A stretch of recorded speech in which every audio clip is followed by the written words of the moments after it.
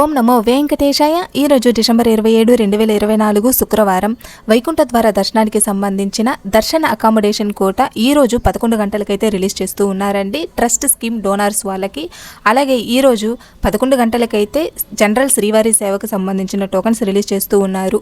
12 గంటలకి నవనీత సేవకి, పరకామణి సేవకి 1 గంటకైతే రిలీజ్ చేస్తూ ఉన్నారండి. కలియుగ ప్రత్యక్ష దైవమైన శ్రీ వెంకటేశ్వర స్వామిని దర్శించుకోవడానికి ప్రస్తుతం 20 కంపార్ట్మెంట్లు అయితే భక్తులు వేచి ఉన్నారండి. తిరుమలలో రద్దీ అయితే భారీగా కొనసాగుతోంది.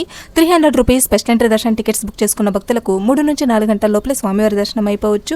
ఎస్ఎస్డి టోకన్స్, దివ్య దర్శనం టోకన్లు తీసుకున్న భక్తులకైతే మాత్రం 4 నుంచి 6 గంటల సమయం అయితే పడుతుందండి. ఎలాంటి టోకన్స్ లేకుండా ధర్మదర్శనం కోసం వెళ్లే భక్తులకైతే మాత్రం 20 గంటల కంటే పైనే పట్టే అవకాశం అయితే ఉంది. నిన్నటి దర్శన వివరాలు: 59,564 మంది నిన్న స్వామివారిని దర్శించుకున్నారు. 24,905 మంది తలనీలాలు సమర్పించుకున్నారు. నిన్నటి మొత్తం ఉండి కానుకలు 4,18,00,000 అయితే వచ్చాయి.